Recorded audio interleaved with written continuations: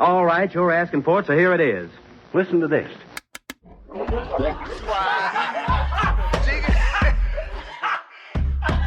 want you folks laughing at we partners pod, kid. You understand? We in here drinking, singing, swinging, all that shit, dog. We sweating, getting wet, all that. All right, welcome to whatever number episode of the DP Quarentimes. I'm naming every episode from now on. We've been here too damn long. How about that? We've been in this too damn long episode of Drinking Partners DP Quarantine. We'd have changed the name, but it's the same, on the platform. So I am half of your hosting tandem, Ed Bailey. I'm joined as always with my co-host Dave Bracey. Say what up to the people. What's good with you people? We are the Drinking Partners, and if you're looking for us, you can find us on epiccastnetwork.com/partnerspod. You can find us on iTunes, Stitcher, Libsyn, Google Play, and Spotify under Drinking Partners. You can find us on IG, Twitter, and Facebook at PartnersPod. For a very long time, man. For a very long time, we have been asking you, and we will continue to ask you, please hop on iTunes, hop on Facebook, rate and review. That's how we know what we're doing well. That's how we let others know that we're doing well. And that's how we continue to do well. So please hop on iTunes, hop on Facebook, rate and review. Listen, you love us.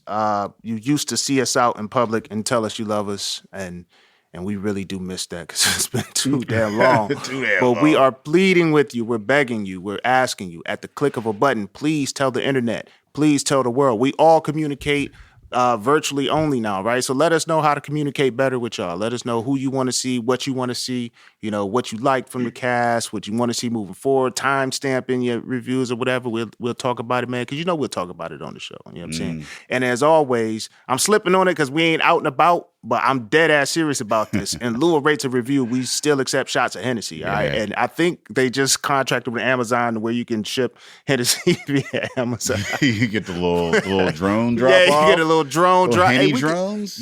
Henny. See, you be coming up with the Henny drones. If you can Henny drone drop, wow. We both got grass.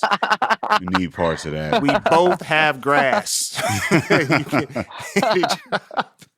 That's how they sneak drugs in prison. They just thrown over the prison and drop little baggies in the yard. Yeah, Henny drone drops. In lieu of rates and reviews, we will take Henny drone. There we go. And shout out to Car Guy DJ and the Conways for starting the trend. Shout out to everybody who kept it going, man. We really appreciate keeping it going. And we're trying to keep it going, right? We're trying to keep things going. We're trying to let it flow. Let go. Yeah, September 10th through the 12th. Man, 75 breweries, 40 black-owned breweries, 75 black artists. 3 days, conferencing, a digital affair featuring 16 black collaborations shipped to 25 states through Tavor. Man, 4 stages, just so much arts, entertainment, and booze. I mean, there's going to be some beer there if you didn't know. Barrel and Flow.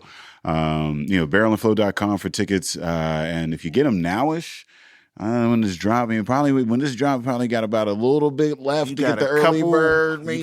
You got 1 or 2 pay cycles. Yeah, maybe you can catch the early bird or whatever, 15% off tickets and whatnot, man. It's going to be pretty insane. We got folks coming in from all across the country, 5,000 folks. The biggest event that I'll be at in the last, couple years maybe at this point. Since the last one. True. I think about it. Since the last time we did this, right? It's 2019, man. So, check out Barrel and Flow, barrelandflow.com. And that's sponsored by farmthetable.com, farmthetablepa.com. Aaron Hart over there, the mayor of Pittsburgh. The mayor, she know everybody. She well connected. Anything you need, but mostly about keeping it fresh, keeping it local, right? Barrel and Flow, man. We changed the name because we changed the game, right? That's what it is. That's how it goes. It's always a vibe. It's going to continue to be a vibe. And I'm ready for this vibe of this episode, right? Because this is a different vibe, right? We are the Drinking Partners, but with what is it's food and beverage, right? Mm-hmm. It's not, and the beverage is always second. We try to talk about the food. You know what I mean? We just never get the opportunity where people ship us food, but we got it today. Yeah, I mean, beer is a food. I mean, I'm gonna throw that in as a. You know what I mean, it sit hard. Yeah, You get the beer shits. Yeah, some of them they thick enough, man. They feel like oatmeal. Shit, it's oatmeal stouts. That's a food. It's a breakfast food. Yeah, so this is gonna be a dope episode because we got a dope spread in front of us, and I have an empty tummy because I didn't eat lunch before this. Mostly because I'm irresponsible, but largely because I was gonna sit here, eat, and listen to Day ask questions. So we are lucky to have Benny Doherty, owner operator of Steve and Benny's Chicken Shack out of Monaca, PA, in the building. Say what up to the people. Hello. Hi, guys. How are you? Gonna be much better once we start eating. As soon as y'all ready. Yeah, don't let me stop you. Go ahead. What's good with you, Betty? Day. First off, I gotta tell you guys, thank you so much for having us. I apologize. Steve's under the weather. He's got the flu. He's not feeling too hot, but I told him I'd run solo. There actually is a Steve and Benny, by the way. People think we made the names up, which is hilarious. Like, no, I swear to God, that's my name. Yeah, I've been telling folks Steve and Benny is coming on, and we have the real Steve coming on, and now you just you made me look bad. All right, I just wanted all my listeners out there. Well, look, what I was going to compliment you. Actually, I was going. First off, Dave, I thank you. I know you from coming into our place. Thanks for your support. Appreciate you, and Ed, it's a pleasure, sir. Very nice to meet you. Likewise. Wait. Oh, we lost. Hold on, Benny's froze. Plowing through some old episodes, and it's really funny. It's but it's smart, and I appreciate what you guys are doing, and I think it's really impressive. You gotta leave that in a review. You gotta write that and leave a review, and when you leave a review, put "smart" in all caps because I don't think people associate that with us. Nah, typically not. So for the folks that don't know who you are, I guess give them a little bit of background from where you from. I know you not a Pittsburgh native, but you found your way here and into the food scene. Yeah, no, absolutely. I grew up in the North Hills. I'm from Pittsburgh, but grew up in the North Hills, and then but what's the important part is that so I started off in food service, and just like everybody, 15, 16-year-old, you get a job as a dishwasher, busboy, that kind of thing.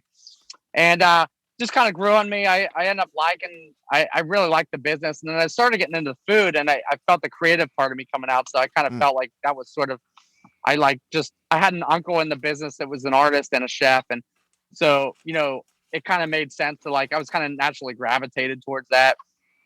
But one thing that happened though, is that I ended up in New Orleans, training as a young chef, learning from a bunch of amazing chefs. That doesn't sound like an end-up situation. That doesn't sound like a situation where you just end up here. Yeah. Well, got off the wrong stop. Training in New Orleans. Just as food as town as possible, but I'm training. But nothing like that.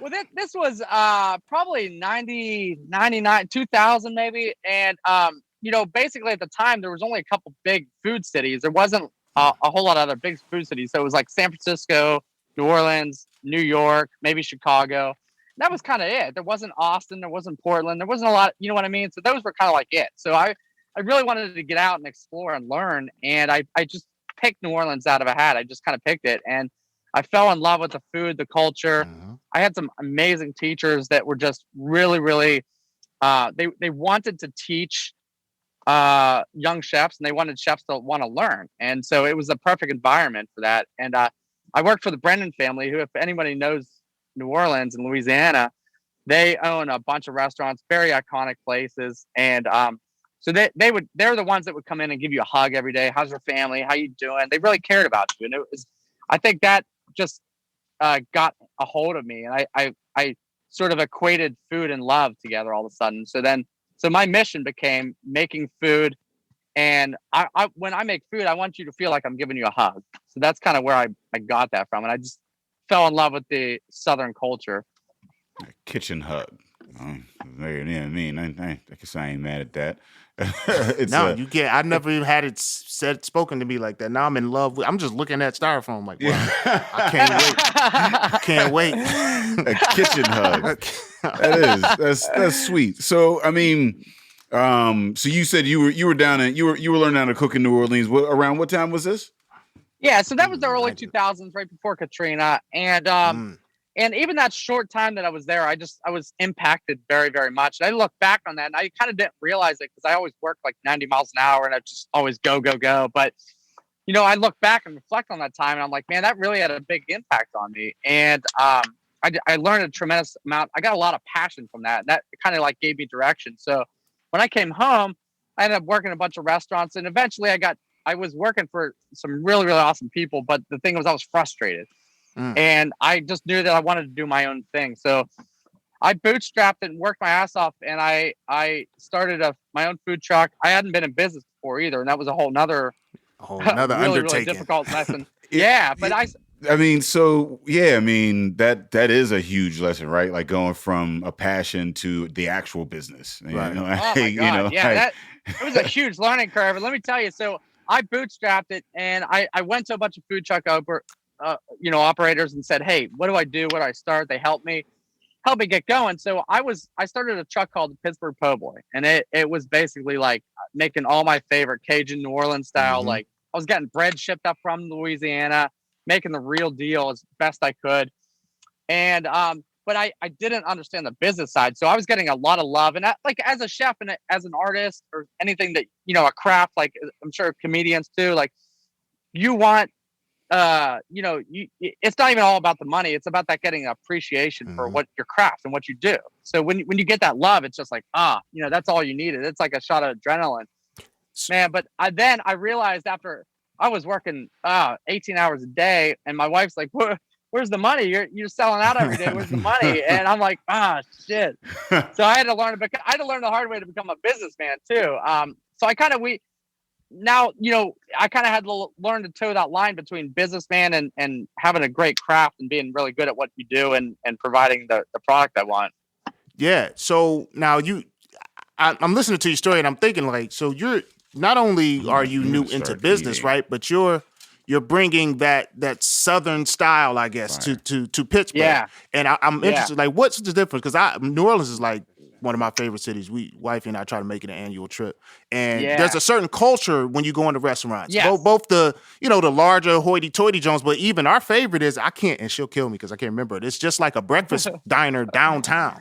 Like it's just a different feel when you walk in and they remember you. So what do you think is the difference between that Southern restaurant culture and coming back to Pittsburgh and how do you look to shape it? That's a great question. I think that Southern hospitality is all I wanted. And it was sort of one of those things where any little hole in the wall place, almost anywhere you go, even a gas station, for crying out loud. I remember driving home in Alabama somewhere on a gas station and this grandma, like they had a little display case with the food and she had fried chicken and collard greens. And it was unbelievable. And it was like, this lady's giving you a hug and she's like grandma at a gas station. You're like, what?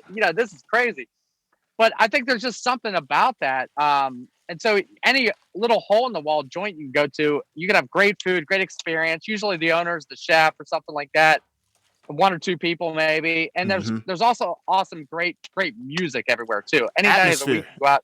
Atmosphere. Yeah, so it's the whole deal. And I think it's just something about that.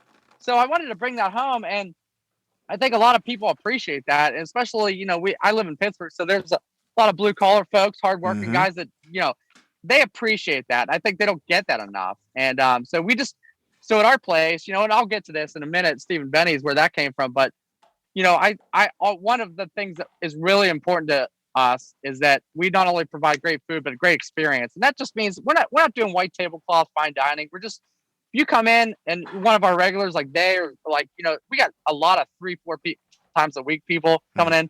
We give them hugs, not during COVID, but obviously air hugs, air hugs, but that's what we want you to feel the love and we want to give you an experience. Looks like Dave's waiting for experience. Yeah, no, I'm eating now. This is the eating portion for me because I typically do this on a regular, and it's nice because you're up in Beaver County, which is like a flavor desert. Why is it so hard to find flavor in this region of the country versus a foodie town? What makes, in your opinion, a foodie town? Is Pittsburgh a foodie town in your opinion? And what makes a foodie town? You know what? I think it's becoming one. And I think for all intents and purposes, maybe it was the whole time. It just because there's people always I know I know there's always people searching for good food. So maybe it's just, needs a spark to just get it go like that and explode. But I think that the core is there. People want it and people appreciate it. We have people driving from, Ohio in an hour to come to our place and crying out loud. It's just fried chicken, but we have people driving that far. So I guess there's something to say for it. No, it ain't just fried chicken. We got po' boys here. Yeah. but I think that, so is it, do you think, because I think this happens in other industries too, in the Midwest or whatnot, right? It's like there's no, I don't say there's no identity, but it's kind of like there's no Pittsburgh food. You know what I mean? It's like you go to New Orleans. Pittsburgh food is pierogies. Because they have access to potatoes. They have access to water, so they, their Pittsburgh seafood's food. amazing type situation. You get these po' boys and things like that. Like what animal or whatnot? I mean, potatoes are like it's a pierogies. potato. It's per man. You're not gonna bring. You're not gonna It's bring a sandwich transients on potatoes. But you put potatoes on it, and that's what makes it Pittsburgh. It's I Pittsburgh love that. style. See, I love that. Put the I love that. potatoes I on think- it. That's not a good. Pittsburgh style. It's not attractive. Put the potatoes on it. It's not Like, you know what I mean? That's what it is. I'm gonna try some of this New Orleans inspired po' boy. Get it with Without the potatoes. potatoes. Nah, it's wild. That's why you got people driving an hour and a half to come get your food, because they have to drive an hour and a half to get your food. Like it's just not on the corner, and it's wild. But so coming back, like you got into the food truck. I guess give us a why the food truck versus say, like starting out with a brick and mortar. And you said, you were talking to some food truck folks or whatever. Is there like a community that you're tapping into that is, helping you out? Like, is there some, some resources folks can just be, or do you just do you like hang out at like the food truck roundups and it gets like kind of crazy after dark and you gotta like prove yourself in the back alley or some shit? Like you have cook-offs in the back alley. I don't know. It sounds like a real chain and like.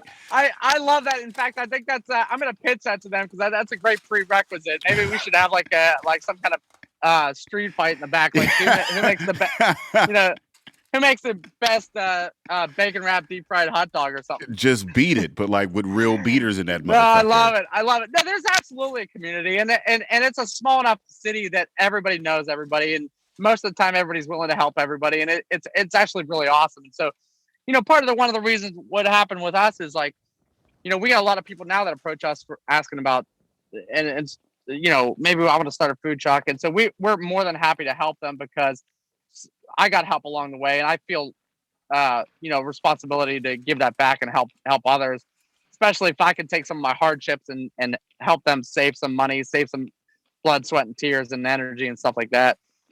But the food truck thing basically was like, I was very intimidated in starting a business. I mean, it's starting a business and making that leap from a job to basically everything in your court is scary. So I think I was like thinking in terms of, well, do I spend $250,000 and open a restaurant, or do I spend, $25,000-$30,000 and get a food truck and just start making cash right away? So I think that was like that made more sense to me as far as my fear level. Are you more afraid because you're driving around on a motherfucking bomb?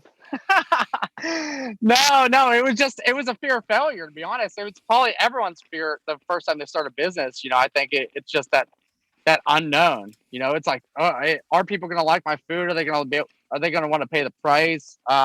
It's a lot of unknown. It's scary. I mean, and you're taking a leap, putting yourself out there, and also, you never know. Or if you fail, what if you fail? That always goes through the. I think a lot of people's heads. What if I fail? What if I, if I'm standing up and telling a joke and people don't think it's funny? So when you think, all right, so you decide to go food truck, how do you? We never talk about this, but what's the menu process? How do you decide what's on the menu of the food truck, and who's involved with this? Is it just like a Saturday of testings, and then you give prerequisites like have to go to work after this or be on your lunch break? You can't participate in this survey. Like, how does that work? No, that's a great question. So in my mind, I definitely wanted to do, like, the whole goal was, my mission was to do something from the South, the kind of food that I love to make. So as a chef, I'm thinking, how do I translate that to A, making it on a mobile vehicle, and B, be obviously be profitable, but how do I work out all my recipes? That was a thing where I was just basically working my ass off at a restaurant, and at night when I got home late night, I was just writing recipes and tossing ideas around. And actually, I actually, prior to the food truck, I got started at the now defunct Pittsburgh Public Market, and I had a tiny little stand there, and I would basically just make food and give samples and give meals away, and just ask for feedback, and just kept doing that for months and months and months till I finally worked it out. Yeah. So, now I was just gonna say, so I'm having the po' boy here. I don't know how you give a sample po' boy. Well, people thought it was crazy because I gave more food away, and all the other vendors were staring at me like, "You're fucking nuts, dude! You're giving all your food away." And in my mind, I was just like, "Why? A, I need the feedback, and B, it's marketing because who's going to turn away free food?" So I had all kind, Joe Schmo from everywhere coming up to me, but I thought the best thing I could do was just give it away and get people to know me. We need more people like him. It's with food. Hey, the best thing I can do is just give it away. We all got to eat. We all got to eat. Yeah, I mean, that's I can see why you had to change your business model after a while, because that is not a profitable. The margins are terrible. Yeah, that's you're not making too much there. So, how long were you in the food truck game, and at what point did you say, all right, this is working enough for me to want to open yet another venture? Yeah, that's an awesome story. Well, I was in business for about probably about 6.5 years, and I was kind of like getting burnt out, to be honest. I was tired and grinding, and I was making all my food scratch. I wasn't buying frozen boxes of stuff, and my prep wasn't like opening a box from Cisco. I was like literally going to the strip at 7 a.m., buying all the product, cooking all day long, going out in the truck, coming home by 11 o'clock at night. So it was just a grind. So I was actually kind of tired and burnt out for a little bit. And but I met my partner, Steve, my soon-to-be business partner. And I was really, really impressed with him because he had this tiny little trailer, and the amount of food and the profit margin that he was running was super impressive. And it was just him. And I was really, really impressed, where I had this full kitchen, a full line. I had 2 other guys on the truck with me to make it work, for it to work. And here's him just slanging crab cakes and a couple little things. And he was making way more money than I was. And he was just working on his tiny little trailer. So it was super efficient, super profitable. And we struck a chord and just became really good friends first, but B, I was super, super impressed with him business wise. So that sort of reinvigorated me a little bit. And then when we started tossing ideas around, I said, listen, I got this idea for this chicken thing. I don't know if it's going to fly or not, but I explained it to him and he loved it. So he was like, oh man, maybe we should talk about doing this together. And one thing led to another. We partnered on it, and it just took off. I mean, yeah. And so basically, no, go ahead. I'm sorry. No, so basically, I came up with this. I kind of, and this was months and months of us talking, but this kind of came to a fruition where what happened is, I kind of was at a crossroads. I was the po' boy thing was just taking so much of my time and energy. I was just drained, and for me, I started getting excited about other opportunities, but I couldn't do anything else because I was just so fried and burnt, from working so much. So I decided to take a break from that, and we focused on growing this chicken brand. So we call it Stephen Benny's Chicken Shack, and we bought a little trailer. We decided to go for it. We bought a little trailer. I'd already worked out the recipes, and we just started selling chicken sandwiches, and it just took off. I mean, I think it was just the right time, the right place, and I think we were both just unbelievably surprised at how well it went. And I was sort of refreshed and renewed and re-energized by the fact that we had a new business that was profitable, that was really, really awesome. And we were doing a real simple product that I was extremely proud of. Yeah, no, I mean, I'm glad to hear like the two sides merge, right? The business and so many entrepreneurs have talents, and they look at it as talent, like I'm just gonna monetize my talent. But that, like you said, you get scared to get into business because you don't know the ins and outs. Maybe it was just a slimming of the menu, right? You got this passion for cooking, so you want to have all this shit available. You got to pay for all the ingredients, but you're on, you know what I'm saying, a food truck. It's just like, you gotta slim that down. You gotta have like 3 things. Move this shit, man. What's going on wheels? There gotta be some. You got a bathroom attendant. You're like, yo, fam, you gotta cut down this operation. You know what I'm saying? That's dope. But now how do you, you guys got a chicken idea, right? And I find it's fascinating because with as much chicken as available in the world, you're still like drawn to where you can find good chicken. Like there's just certain places. Always more room for another, like some chicken always, something. Yeah. Like how do you find your place in something where it's just like, like it'd be like you don't go somewhere and find the best rice, right? There's something about chicken. Everybody fuck with it. Like you can identify, like, yo, that's some good ass chicken over there. Like how do you right. How do you maneuver into that? You just said it. You just said it right there. There's a feeling associated with that. It's like, anybody can make chicken, but when you get that feeling like, oh man, I know there's 10,000 chicken places, but I gotta go to that one, man, because you just get that feeling. You eat it, and you're just like all your problems melt away, right? Mm-hmm. And so I thought as a chef, the true test of a chef is really like, can you make the simplest thing really, really, really good that even if everybody else is making it, yours stands out. And so that's what and every day I'm working on it. I'm never completely satisfied. I mean, our goal and our mission is partly behind the scenes is like, we need to be a little bit better every single day. Like we always have to be a little better. It's never perfect. It can always be a little better. We're not perfect. We make mistakes, but like our goal is always behind the scenes is always to be a little bit better every day. So even a little simple chicken sandwich, I want it to be better. It's not like it could be better, in my mind. Yeah, the world went crazy over that mediocre ass Popeyes chicken sandwich. Like I didn't understand. Very simple and just it's very Reggie. Yeah, that mid, you know what I mean? But that mid is selling. It was just kind of crazy. There's a market for mid, right? Like I don't know good chicken. I know that people are saying this is good, so I'm just gonna go there. Yeah. I mean, I don't get it. To be honest, we lost our Popeyes sponsorship. Yeah, I mean, but I guess it's the consistency. I guess is one of the things. I mean, when you look at mediocre, especially chains, Budweiser's and Budweiser because it's the best beer on the planet. It's just consistent. It's in the place where you need beer. Anytime you think of a beer, it's like, we here. Yeah, we over here too. And it's the same beer in Seattle as it is in Miami. Right. Yeah. You know what I mean? So they're just like, that's all. If you can just do those two things and just make it mediocre and consistent, you're good to go. You know what I mean? But you're not mediocre in what you're doing. You're always trying to always get better or whatever. How has your business changed over the last 2 years? So I mean, you had the truck, you have the truck. You're like, all right, let's get into this this brick and mortar.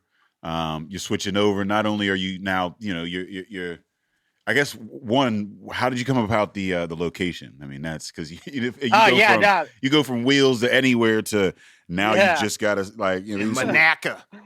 Monaca of all places. How the hell? Of all places. Well, yeah, it was fortuitous that it happened, and I'm actually just completely in love with Monaca and Beaver County, and it's the funniest thing because I live in Zealy and Steve lives in Cranberry, so we're both 20 minutes away. But it's a place we never ever would have gone. It's not that far. Nope. But friends of ours own a couple buildings ain't no there. Casino in Monaca. I don't know where it is. Kids ain't getting out of school. Like, let's go over to Monaca. Like, no, but that's not. He said like there was a reason. I ain't never been to Monaca. I know. I swear. Some friends of ours own a couple buildings there, and one day they called us, and I was actually so just to rewind a bit, like. As a food truck, we didn't have a building, so I was literally Ed's getting napkins. We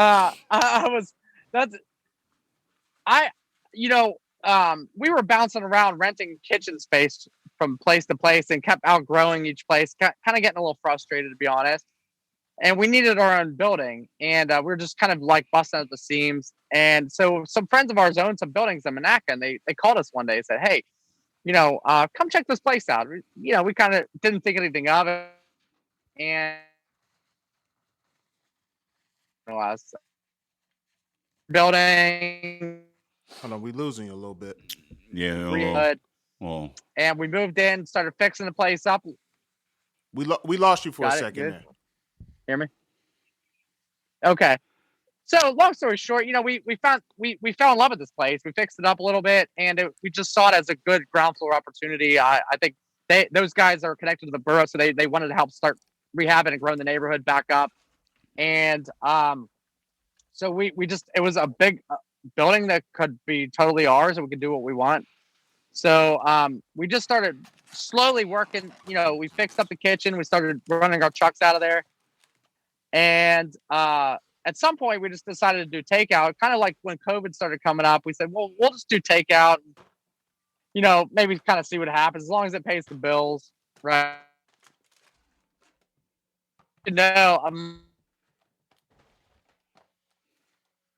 We in and out. And actually, one of our best years ever in business, which blew my mind. But I think it was basically due to, and it was us being able to be flexible and find opportunity where we could.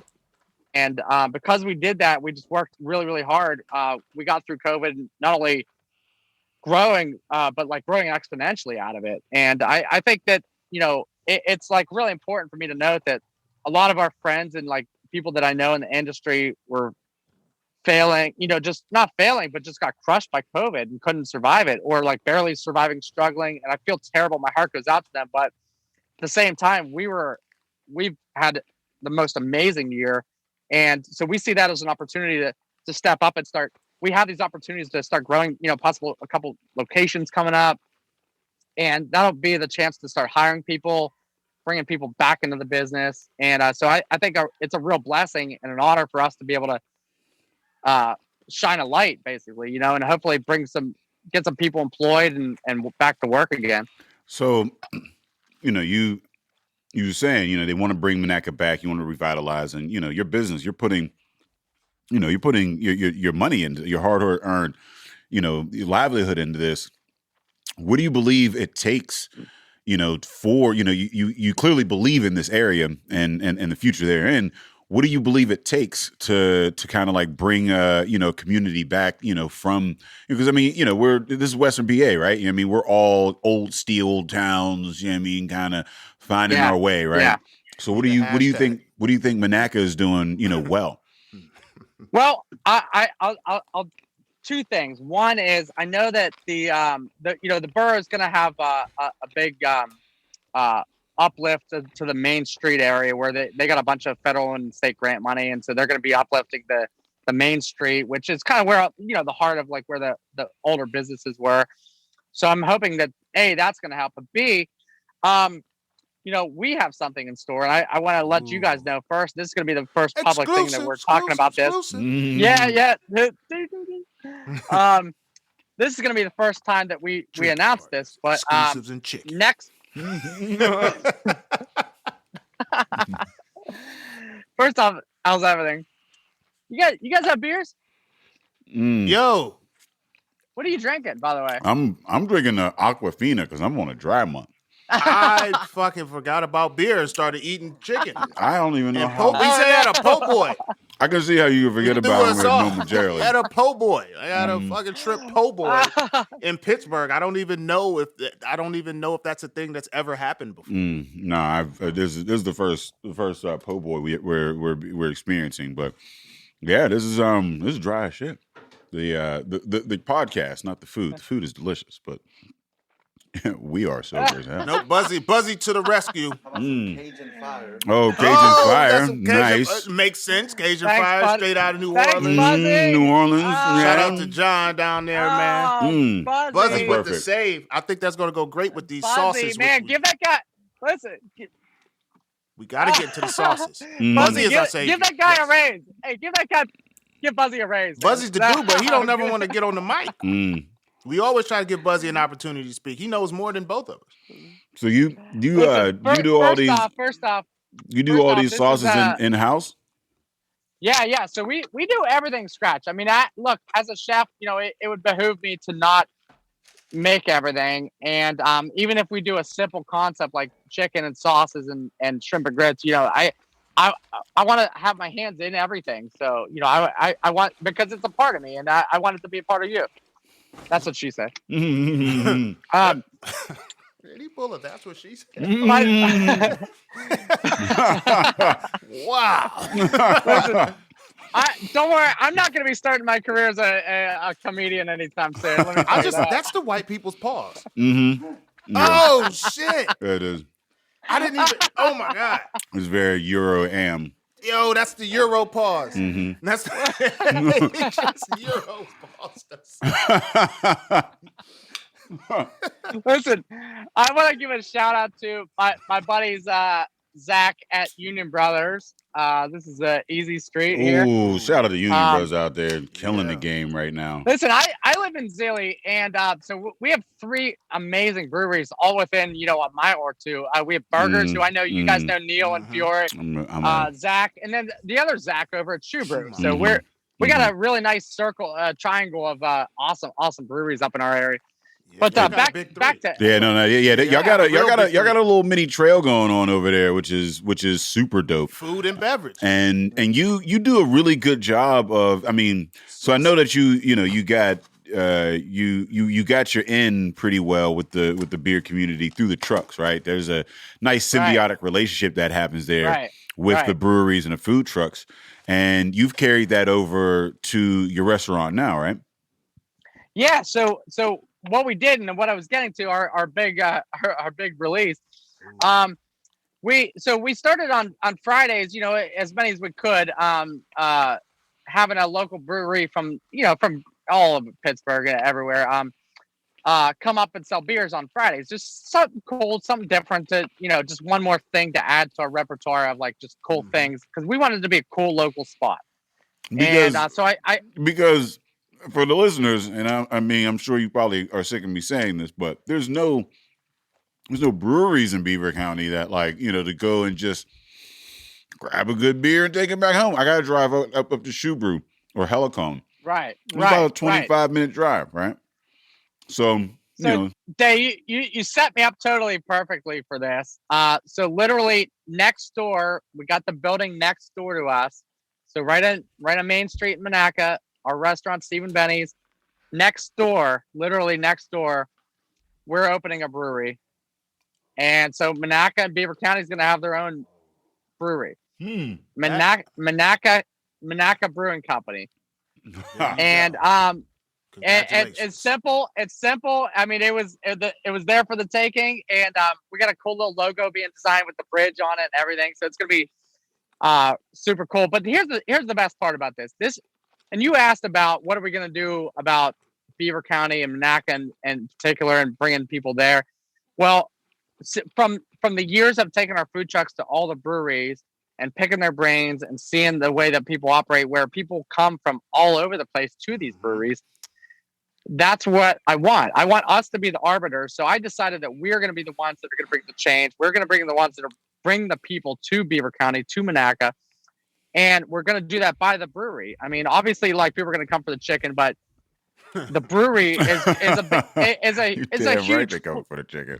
Yeah, it brings folks it's a huge in. pull for people. So my goal is for this brewery to bring people from all over the place to come visit and find out what's possible in Monaca, what's possible in Beaver County. What can we do? Because there's a lot of possibilities and a lot of things that could happen. And what I see is potentially this becoming the next Zilly, where Zilly 10 years ago, there wasn't shit going on. I couldn't even order a pizza after 9 o'clock in Zilly. And now it's hopping, now it's, and I'm serious. I'm totally serious about that.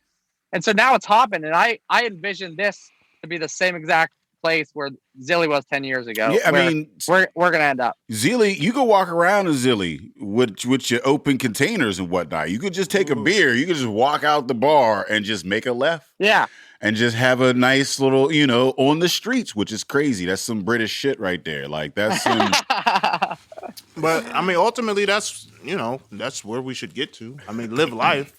I think once I guess the fear of towns like that, right? Is like, oh, if we allow this, shit's gonna get out of control. But I think oftentimes it's the exact opposite, right? Once something is normalized and made widely available, motherfuckers know how to act. Like, it's like, this is just a part of life. This is just what it is. You know what I'm saying? Yeah. I'm not trying to sneak and get away with the most crazy way to do this shit. Like, I'm just out here. You know what I mean? So y'all should come into the 21st century. Like, y'all should join us. Being in, I was in Amsterdam or whatever in the red light district, and it's a city that's supposed to be all about like sex and drugs, but it was the cleanest city I've ever been in my entire life. Like, I mean, and like there's all these folks over there, and it looks almost like Disney World. Like, except there's no kids around. Everybody knows. And everybody's chilling, and there's no... Everybody knows it could possibly have just gone down. Like, everybody is just like, like it's not a like, oh, we got to rush to get it, or it's like, it's just like when you make it, everything's government tested and folks approved, and and that's just it. And it's wild because like I live in a dry town. Like I'm not allowed to. It ain't really dry. It's just harder for you to get to it. Like ain't nobody. Ain't nobody not drinking. Well, but that's the thing. But like if you're exactly. I mean, but like, and you could take like wine to a restaurant and have like the BYOB thing go on, but they're not allowed to sell beer. And while it doesn't seem like that big of a deal because you can go a couple of blocks down. Like Beaver County, the actual town of Beaver is like the center of the county. So without having like where most of the wealth is kind of like centered, having some kind of like, like alcohol or whatever, it's like it makes it a bit harder, right? Like to move that tide. So like now we got Monaco right across the bridge. And I mean, I can't wait to be able to walk to a brewery, which is kind of crazy. I mean, it's not that it's not a big deal. It's what I was stressing was even if you outlaw something, people are still going to do it. Mm-hmm. You're not eliminating shit. Yeah. Like, you're not attacking the supply chain of this shit. Like you're not moving motherfuckers out. Like you're not making it impossible for these things to be created. And you just making it, you're just being an asshole basically, right? Like to have a dry town where you can drink in the town. Like, you just can't buy it here. 2021, man. Like you can't buy it here, but you can bring it here. Like, that's asshole shit. Yeah, seriously. So what do you say to people who say, listen, Benny, you're going too far, all right? You're getting too powerful. You got the beer and the fried chicken? You're talking about the clergy. The clergy come in. That ain't religion. Fried chicken? Like, the clergy ain't religion. That's a whole mob, like to be called the clergy. True. You get a weed license, and that's the Trinity, right? Ooh. You know what I mean? It's over. You can start your own Vatican, like right here in Monaco. You get a weed license, I'm gonna try to marry into your family. That's how the Europeans do it. They marry into family. They be like, yo, I'm about to be part of this will and testament. You guys should not have given me that idea, because if there's one thing you get to know about me, if you tell me not to do something, I'm gonna do it. I'm gonna work even harder to prove you that I am gonna do it. Bring weed to now Monaco. You put the bug in my ear. Oh man! Don't bring weed to Monaco. Don't do it. You better not. So what are some of the? I mean, so you just, you got the food truck. Now you're in the brick and mortar game, and you're hopping into the brewery game. I mean, like, what's the learning curve? Like, what is it? You know what I mean? What are some of the challenges? Yeah. Like, I mean, some of the skills that you're developing throughout all this. He making dope sauces. Yeah, these sauces is insane. So we're actually building a second. Oh, thanks. We're actually building a second food truck, so we're really still passionate about that and getting it out everywhere, And so because we slimmed down the menu for the truck, so they're fast, they're efficient, they're profitable, and it's a great way to advertise and get the word out. It's a driving billboard. But to answer your question, I mean, look, my goal, and I saw an opportunity here, so I wasn't going to become a master brewer, because it's almost like I attribute it to almost becoming a chef, where I respect these guys so much, and they. No, you're right on with that.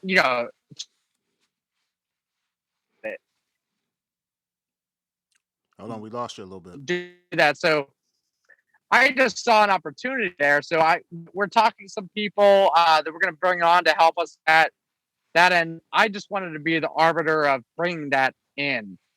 And so hire them, and we're going to have a great.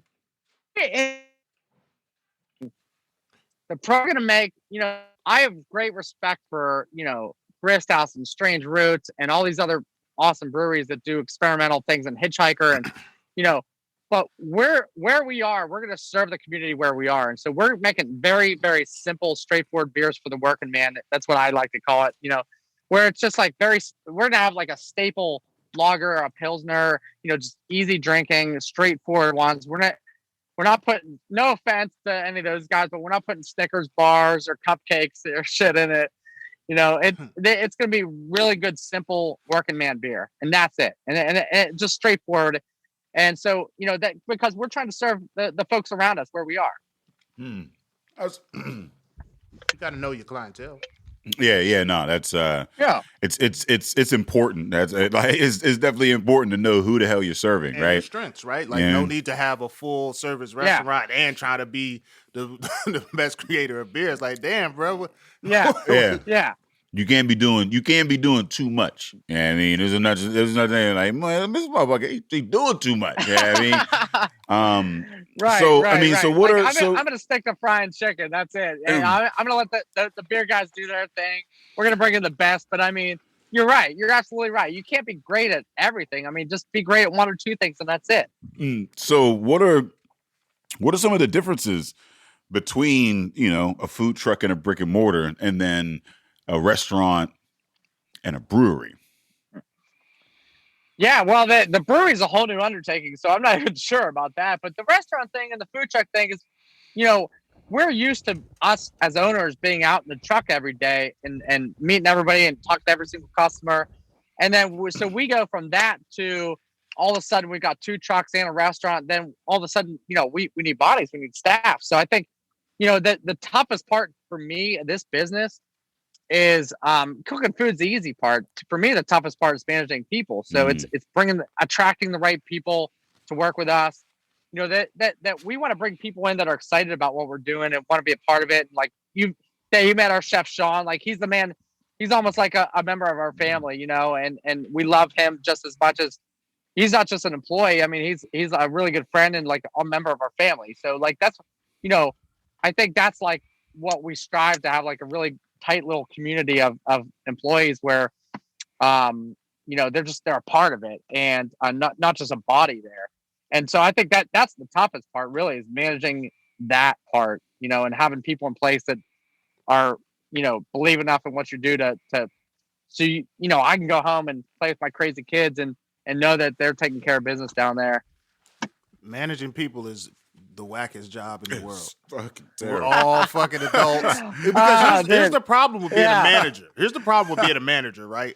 I know how you feel as an employee. I've been there before. I had to work my way to management. I just come in. I know how you felt when you came into work, and I know what I'm asking you to act like is kind of unreasonable because I know how you feel. But I gotta ask you to do these things because it's my job.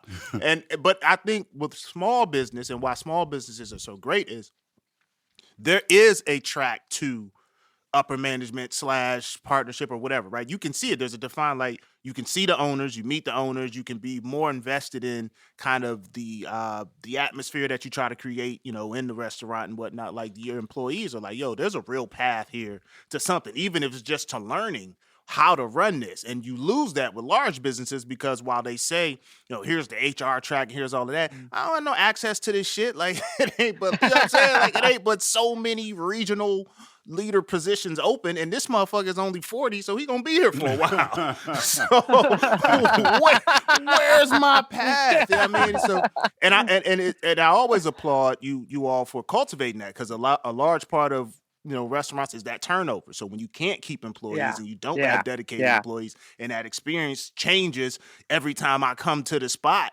So hell, I go to this one Chipotle and I'm like, yo, I'm about to fucking go on a rant against Chipotle. This one right here is trash. Yeah. This one is terrible. I almost told on somebody. and I'm so against going to the manager, but I almost had to tell on the manager. Fam, it's about the Karen I almost was like there is a breaking point where you almost go to the other side when the disrespect is blatant. Like, fam, I know you don't feel like doing this, but you did clock in. Yeah, You know what I'm saying? I'm just here on my lunch break. You clocked in. I'm gonna just need you to. Yeah, that's always a rough position because I mean, like you said, at the end of the day, I mean, I'm not gonna lose. I can't. I gotta still do my job. Yeah, that's wild. So, I mean, where do you what do you see? Like how I've always been I'm interested in how people are preparing, right? Like how does that change what you're doing? How do you plan for the next year, not knowing what the hell is going on, right? Like, I mean, like, even with the, how much chicken you typically buy in a month, like like you don't even know what a typical month is because every month has been a different, and they keep saying the shortage of everything. Yeah, you got shortage of shit. Now, I mean, like it's just so like the world is rapidly like how does a small business owner keep up with that and expand? Yeah, no, that's a great question. I think we kind of subtly learned that over the past, couple years, but especially over the past year or two. I give my partner Steve, I give so much credit to because he basically, so I kind of focus on the food. He grew up in the restaurant business, but he's very much more business minded, right? So he's got an MBA. He's incredibly intelligent when it comes to the business side of things. And that's one of the reasons why we've been so successful, honestly, because he's always looking at the bottom line, beating me up over the price of food and stuff like that. But together, we work so well together because we focus on our strengths.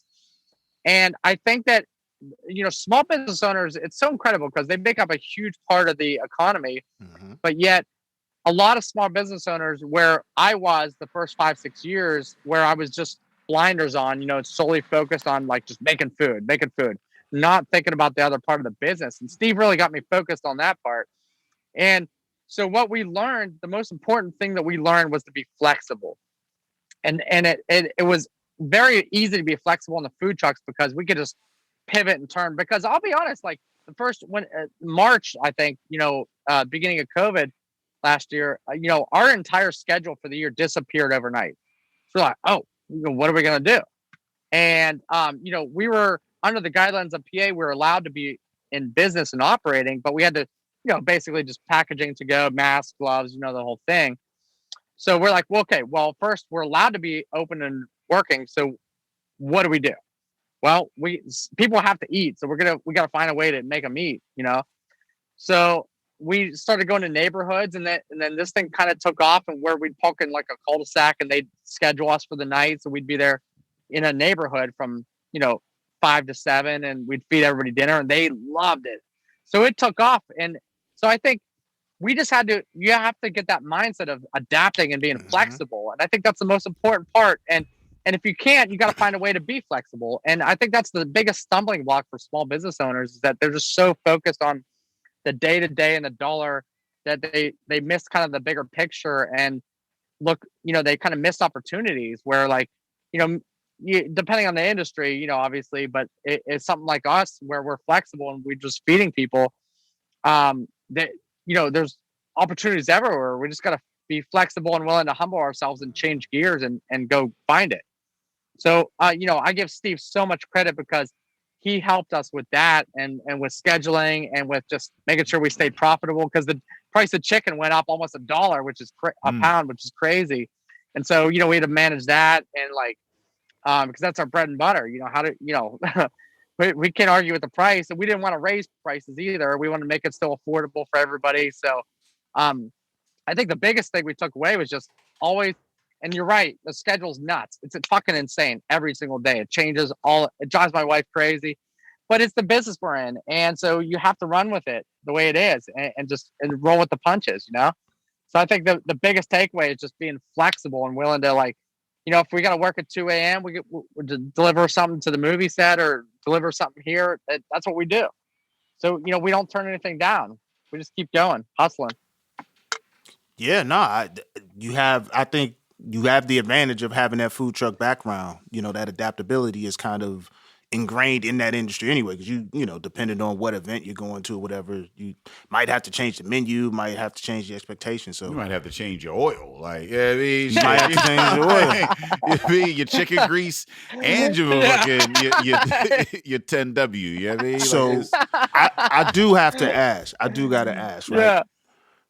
So again, we talked about chicken, and everybody got chicken. And how do you differentiate yourself? Do you approach your chicken sauce first, or do you go seasoning first? Like, how do you go into what's more important to you? What's more important to you, the seasoning or the sauce?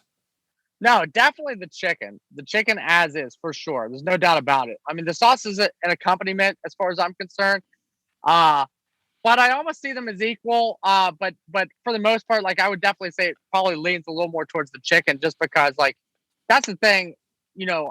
That's the thing most important to me. If it's the chicken shack, that's what we're called. I mean, we're making chicken sandwiches, so the chicken's got to be fucking awesome, and the sides just add to that. The sauces just add to that, So I want them to accompany that. But if you want it plain, which we get a lot of people that, oh no, I just want it plain. Man, I want it to be the best one you ever had, And I'll tell you, I'm very, very inspired by Chick-fil-A. And so that's why we made it kind of Chick-fil-A style, I say.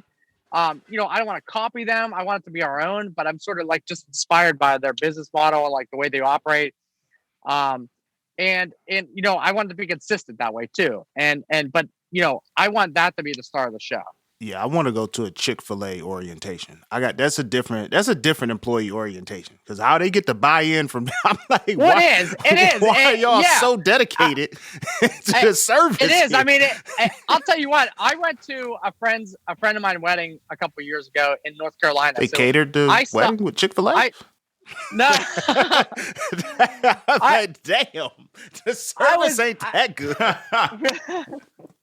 No, I was in a friend's wedding, and we took a road trip down. We drove from Pittsburgh down to North Carolina, and I stopped at as many Chick-fil-A's as I could on the way, because this was part of my market research before we opened. Yeah, sure. And I'm going to tell you right now. I go to breweries all the time. Yeah.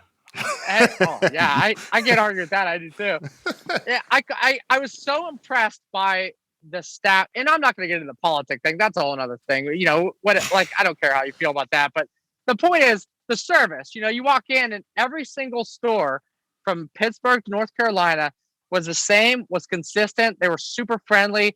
And especially the most impressive part is the 16-year-old kids working there that was polite. They were clean, very nice dressed. I was super impressed by that. So I kind of took that as even though we're in a relaxed environment, we're not doing white tablecloth, like I said, I want us to give the same type of service where it's consistent. We're friendly every time. We're not, we never ever argue with customers. We need them. We need this customer support. So it behooves us to, be the best that we can be for them. Sometimes customers be talking out their ass. I'm telling you, I've been in food service for 20 years. Yeah. Sometimes motherfuckers need to but be. That's everywhere. Yeah. And it's such a small percentage, right? You bend over backwards for everyone, because there's only a couple that are going to try to take advantage of that. And and those are typically regulars too. They're the regular advantage takers. You keep coming in and talk about we shorted you a nugget. We ain't always shorting you a nugget. Yeah. I mean, it's a percentage. I mean, it's a percentage. The motherfuckers just be, because they look. I was at Home Depot or Lowe's, one of the hardware stores or whatever up the street, and she was on the cashier. She was on the phone, and somebody was ringing her out, and you could tell she was having a difficult time or whatever. And she got off, and she was like, I guess she just needed somebody to yell at. And that's what customer service is for a lot. It's sometimes you're just the person that's you get all the frustration because you have no power. Yeah, you have no power. So so sometimes customers and a chicken shack might be a place where somebody feels comfortable letting off on them. We just came up on something. We get that once in a while. Yeah, man. That's what so I get it. I know you want to strive to never argue with a customer, but at the same time, Sometimes shit happens. I ain't arguing with nobody making my chicken. We absolutely. You should. The smart motherfucker shouldn't. You know what I'm saying? You ain't never went to your grandma or your auntie kitchen talking about why the fuck the TV so loud. No. You just deal with that volume. That chicken comes. Hope you know that. We once in a while, there's always a couple. With as many people as we serve, there's always one or two people. And most of the time, it's just they're probably having a bad day. They need to take it out on somebody, like you said. But once in a while, there's just some motherfucking piece of shit that just rips you apart. And, you know, dude, we're just making you chicken, man. We're not doing your taxes. We're not changing your life. Hey, come on, fam. Come on, man. Why does this mean so much to you? Why is this so important? So upset. You wonder why. That's why I drink so many of these. I mean, my God, like it's the one person that does that to me, just one person. Everybody else, I'm loving life, but the one person makes me drink 10 of these. You know who? I tell you what, though, I do cut slack to the person that came back from home. Like if a person got all the way home and then they wife sent them back, because like you know it's happened where you come home and the order ain't quite right, but it ain't your order that's wrong. True. My shit good over here. Right. You know I'm allergic to Brussels sprouts. You be like, I didn't even know they put that shit on there. Why would you do that? Why would you order something where the base has Brussels sprouts? You know this motherfucker back there, he a robot. He just like, yeah, you take it back. Like, yeah, that's another 20 minutes there and back. In the name. My shit's still hot right now. It's your order that's fucked up. Why I gotta go? Boy, that's on your card. They're not gonna refund it. They're not gonna put it back on the card. Like, oh, in the snow. 20 minutes later. Yeah, no, I've been there. In the drive-thru, motherfucker pull up. It's like, yeah, I mean, it's white wall out there, motherfucker. I'm in the drive-thru. You hear a motherfucker because you can hear the voice. Yeah. Like, excuse me, sir. Yo, a motherfucker trying to return their shit through the drive-thru. Like, I'm not even coming inside. True. And when you work the drive-thru, it like beep when the person pull up to the thing. So you're like, you hear him like, yo, I ordered this with no cheese. Like, motherfucker, I don't remember you. I don't remember you. But I'm going to let you slide because you didn't went all the way home. The first thought is, why you ain't check it before you got home? Yeah, man, that is. And that's what, like, you know what I mean? Like, I've learned that, especially because of ranch. That's the fucking worst. You on a break, you got 30 minutes for that break, and the motherfuckers is counting that from the time you leave, not from the time you eat. Ain't that a trip? From the time you walk out the door. Out. Like, yeah, I mean, they counting 30 minutes, and I had to spend 10 of this coming to bring this motherfucker so I can get some of my ranch. Like, you forgot the ranch, these dry ass. And that's why you gotta be a chicken first, right? Just in case we forgot the sauce. Okay. You cool. I'll accept that. You know what I'm saying? Listen, not to give you guys an idea, but we could literally open up a ranch store and just sell quarts of ranch, and people would buy them by the gallons. I mean, people in Pittsburgh love ranch. I mean, they can just come drink them. Oh, this is a good ranch you got going on over here. I mean, like, and what you need to start doing is getting some of these mixins going on and get like Cuvée sauce? Cuvée them sauces right there. You Cuvée sauce. I'm gonna tell you, you said something about you, I'm gonna tell you something about me. I really love honey mustard. This is the dope ass honey mustard. I've made honey mustard at the house. I made it at that's how committed I am. I will take honey. I didn't know you was a honey connoisseur. I'm a honey mustard motherfucker. And if you don't get a lot of good honey mustard just out the grocery store. So now you got to like do the authentic mustard with the honey, whip it up, hit your little spot, you know what I mean? Do a little minute, and then you cook it on. So honey mustard really is just mustard and honey? Yes, honey? I don't know how he make it. Well, but I ain't even know that. I'm just doctoring some shit at the crib. I thought they just do, like, I thought it was just like a sugar Mine sauce. is soul food honey mustard. I'm gonna. I didn't know you was that dedicated to the mustard. That's wild. I went and got the little, I don't know what it's called, with the little spreader thing. It ain't a spatula. It ain't a butter knife. Is you dip it in sauce and Oh, you talking about the little honey dipper dip? I don't know what it's called. Like the Cheerios. I think we're talking about the same thing. Yeah. No, you put it in the sauce, and that's how you You spread the sauce go- on it. I go real deep, man. Wow. I be in it. Everybody got their flick of the wrist. Mine is honey The mustard. honey dipper. He go honey. Honey mustard is the dipper dopest thing. sauce. I ain't know you was that deep. It goes great on chicken, fries, sandwiches. Honey mustard is a fire, salad. and this is a more unique taste. Like I haven't had this. Like you could tell this ain't like out of the you said out of the grocery store. Put honey you know what mustard I mean? on a salad. It is. You don't just spread barbecue sauce on a salad. A good, but it's got to be the right kind of honey mustard, like the right consistency on it. Well, it's got to have the mustard, the honey, but there's also barbecue sauce. Well, I put barbecue sauce in mine when I make it at the crib to mix it up. Yeah. Yeah. You put that shit on. That's It's the most crazy. diverse fucking sauce. It Honey is. mustard is, every spot got a honey mustard. I like a good Carolina. You know what I mean, like Carolina's good. It ain't that honey, though. Something about that golden. It's golden, fam. That's wild. That's golden. It's a good ass honey mustard you have here too. I'm not gonna ask for the recipe on air, but I might just run up in the spot with the pistol, like, give me the fucking honey mustard. Write it down. So is that a thing that You know what? That could be the most high compliment I've ever had, that you would stick me up for my honey mustard. I fucking love that. I'm gonna pause that phrase. I mean it. That's the best compliment I've ever had in my life. I think that's a good awesome. ass sauce, bro. I ain't even Dude, if you would bullshit. stick That is me a up good for ass the sauce. honey mustard, that's incredible.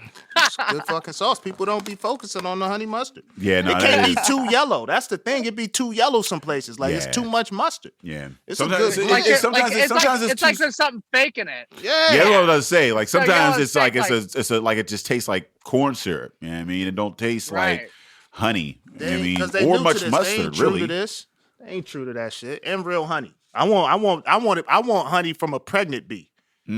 That type of honey. You know what I'm saying? She ovulating. Wow. What the hell? Wow. A supple bee.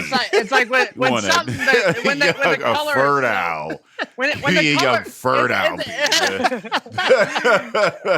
The freshest honey. It's like when the color of something is so unnatural. You're like, oh, I don't know, dude. There's I don't know, like electric blue. Like there's nothing on earth that's naturally electric blue. How can that be real? You look at something and be like, there are preservatives in there. I can't fuck with That's that. science. Like you're drinking science. So real quick for both of y'all. One, to you. Also like the authenticity of the nugget. It don't feel it's a real chicken nugget. Like it feels like there was a chicken that got cut a bunch of times. A real nugget. Yeah. What are y'all favorite sauces? Favorite sauce. Carolina?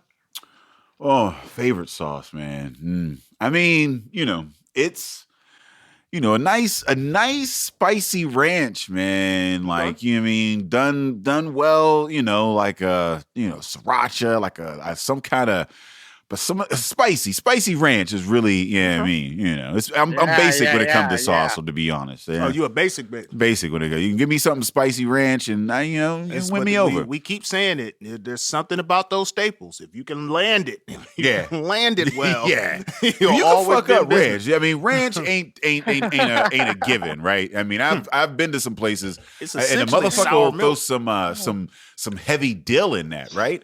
And it's like, wow, it's watery and it's dilly. Like it's like a pickle sauce, and it's like, why? Yeah, that's terrible. They're like, why? Terrible. Why do that? Like, why don't you just have a pickly dilly sauce? A pickly dilly sauce and a ranch sauce. Don't call your pickly dilly sauce ranch. Those are two different things. I'm dipping for one and I'm getting another. You see what I'm saying? So a ranch ain't a given. Dilly sauce. So but yeah, no, it is a staple. It's kind of basic. Definitely ranch, and then one of my favorites, which I make, is that remoulade sauce on the po' boy, and that's like a homemade spicy mayo. And man, if you can nail that, man, I'm sold. Yeah, good remoulade. Yeah. Anyway, some frog legs. Yeah. Yeah. So I'm gonna make you some of those one of these days. Yeah. So what's your favorite form of potato? Oh man, I'm in love with potatoes. Let me tell you. Everybody is, sir. Man. Ooh, favorite. Oh, Damn, that's tough. Honey mustard Something. potato. Covered in honey mustard, right? You can put honey mustard on a potato. Yeah, I can see that there. Oh man, you know what? Just something fried or roasted. Those are two different I don't things. know, No, man. no. I let the chef go out with the. Yeah, that was like you were like any of the. Yeah, nah. You the chef. You supposed to tell us. I need a potato. I need a what's your go-to? Yeah, I mean, you got one. They say, listen. I'll tell you what. Before you get out of here, you go. Actually, I love stuffed chard on grill. So, like a simple like roasted fish or roasted charred fish or chicken on the grill or steak. I don't know. That's it. Forget about it. I didn't hear the potato. I didn't hear the potato, but yeah, it was about chicken and fish. Just like charred on a grill. So you just gonna throw a potato on the grill? You just gonna throw you that a whole ass chef selling your whole ass restaurant. And when we ask you the chefiest question of the podcast, you gonna say throw a potato on the grill. Let it get real hot. You ain't put no extra. Turn it every 15 minutes or nothing. Put that bitch on the grill. You ain't gonna poke the hole in it. No. He go like, what are you? You ain't go like, you just go just like you gonna throw it on the grill and just let it sit. Cool, you know, whole ass potato just it don't even look right. All the shit barbecuing around it. It's just full potato just in the top left corner. I don't believe any. We must have missed something. Zoom must have cut something out. Don't put nothing on the skin. You don't put no lotion on the skin of the potato. Gonna spray it down with no oil or nothing. Like, I know you got some leftover chicken grease you could throw straight out of the bag and shit. I think we definitely missed something in translation. Yeah. Oh wait, there's more to this potato. Yes. What's your favorite form of potato? All I heard was like some chicken, some fish, and then it went blank. And it was like, yeah, it's on the grill. Like, no, here's what I like to do. I like to take red potatoes, cut them, roast them a little bit, and then throw them on the grill and get a nice char on them. Then toss them in garlic, salt, pepper, a little bit of fresh herbs from the garden. Mwah. There you go. That's a chef answer because it was from the garden that sold me. Yeah, that sounds serious as fuck. Oh yeah, man. Get some shit from the garden. Like I ain't never had no shit at my crib from the garden. I don't have a garden. I've had a motherfucker mowing the lawn across the street and that shit blew in. And I was like, what the? Yo, a fresh mow be smelling. You be like, it don't smell good, but it smells fresh. Like right after you mow the grass. Is that dill on your potato? Is that dill on your potatoes? No, it's just the grass from next door, man. I'm gonna try that. I'm going to put some freshly mowed grass on like some aluminum foil, put it on the grill, and roast potatoes on top of it. That might be the next hot thing, actually. You might have just opened up a new opportunity. Yeah, well, no, you could. Yeah, I guess you gotta do that solo. Okay. Yeah, you get some grass-fed beef. Yeah, it's a whole different definition. Oh shit, yeah, but it's gonna have like authentic manure too. So it'll. Wow. Oh man, that's gonna be dope. With some fungus in there. You got the shrooms, maybe. Well, the fire kill it. Fire will kill it all. Fire will kill it. A little funk. But pair that with a funky IPA. Hey man, so we got a little. We got into the hilarity here on the back end of the podcast, but I do want to stress to the listeners that this food is good as fuck. Yeah, it was. We appreciate that. Yeah, I mean the catfish breaded, seasoned. I like the fact that you seasoned the breading. I mean, again, you know, you gotta. We appreciate the meat first approach here on the podcast, right? Definitely an ally down in New Orleans. Yeah, they fuck with you. They let you in the kitchen. Like, hold on, we can teach Ben a little something. We can teach him a little something, man. Food's amazing. But we do have to have you let the listeners know where they can find you. Yeah, absolutely. Stephen Benny's Chicken Shack on Facebook. A little bit of Instagram. We're trying to get better at that. We're putting a website together, but Stephen Benny's Chicken Shack, Facebook. And then you can find everything from there. You can find the address and everything, 1032 Pennsylvania Avenue, Monaca, PA. You can find all our details, the menu, pictures, stuff like that on the Facebook. Because Monaca's a Facebook area, let me tell you. But anyway, we're trying to get a little bit better at the social media thing. So we're going to be working that hard in the next coming months. But yeah, definitely find us on Facebook, and then you know, we do catering, we do graduation parties, we do all kinds of shit like that, and you know, we're always running around town. You'll see us driving around in and out all the time, everywhere. But Monaca, PA, that's our headquarters. Monaca Brewing Company, coming soon, hopefully this year, actually, and you know, hopefully we'll be able to be the arbiters of change in Beaver County.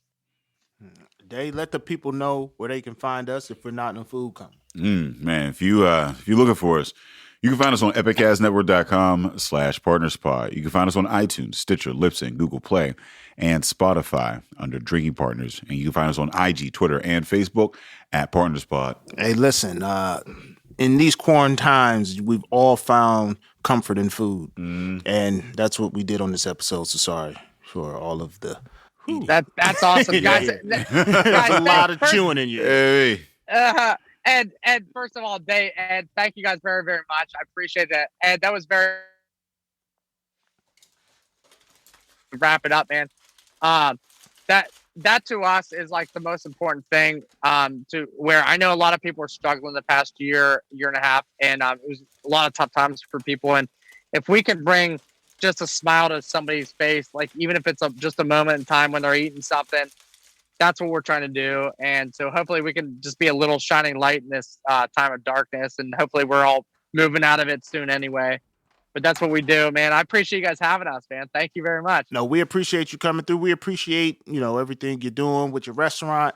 We appreciate the fact that you're bringing that, you know, brewery out there, dropping the exclusive on here, keeping my man Dave fed, keeping him keeping that chicken. I was worried about his chicken intake when he said he moved to Beaver, man. I was like, I don't know if they season their chicken out there, man. But kept my man's palate in place, so we appreciate that. And as always, Drinking Partners is the crew. Epicast is the family. Now, that's a good one.